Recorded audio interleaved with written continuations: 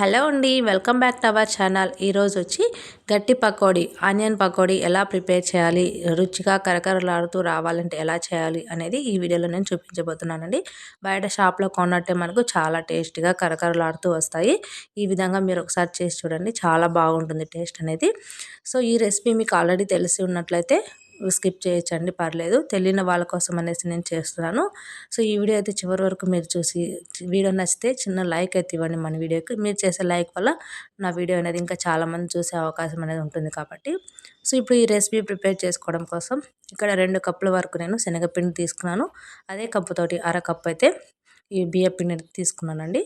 దీంట్లోకి సన్నగా పొడుగ్గా కట్ చేసుకున్న ఆనియన్స్, అలాగే 2-3 పచ్చిమిర్చి కూడా సన్నగా కట్ చేసుకొని వేసుకున్నాను. అలాగే రుచికి సరిపడా ఉప్పుని, కారంని, కొద్దిగా జీలకర్రని, ఉంటే వాము కూడా వేసుకోవచ్చండి.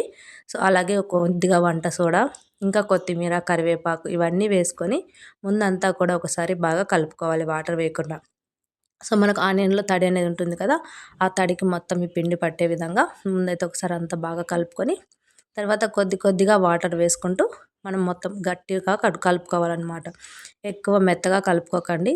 పకోడీ అనేది క్రిస్పీగా రావాలంటే పిండి అనేది ఈ విధంగా ఉండాలి గట్టిగా. సో ఇలా కలుపుకున్న తర్వాత డీప్ ఫ్రైకి సరిపడా ఆయిల్ అయితే స్టవ్ మీద పెట్టుకొని, ఆయిల్ అనేది బాగా హీట్ అయ్యాక ఫ్లేమ్ మీడియంలో పెట్టుకొని ఇలా మనం చిన్నగా పకోడీ అనేది వేసుకోవాలి. ఇలా డ్రాప్ చేయాలండి. పకోడీలాగా ముద్దగా కాకుండా పెద్దగా కాకుండా ఈ విధంగా మీరు వేసుకున్నారంటే మనం తినేటప్పుడు కూడా చాలా క్రిస్పీగా వస్తాయి. చాలా బాగుంటుంది టేస్ట్ అనేది కూడా.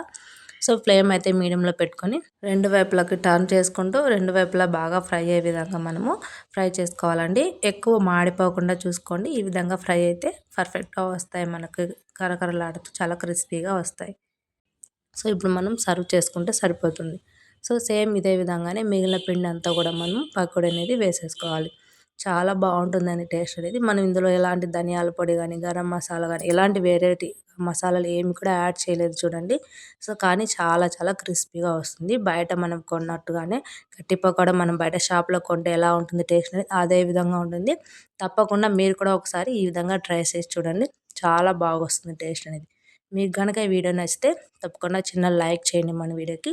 అలాగే షేర్ చేయండి. ఇంతవరకు మన ఛానల్ని సబ్స్క్రైబ్ చేసుకోకపోతే తప్పకుండా సబ్స్క్రైబ్ చేసుకొని పక్కనున్న బెల్ ఐకాన్ అయితే క్లిక్ చేయండి. నేనైతే ఇక్కడ చేపల పులుసులోకి సర్వ్ చేసుకున్నాను ఈ పకోడీ అనేది.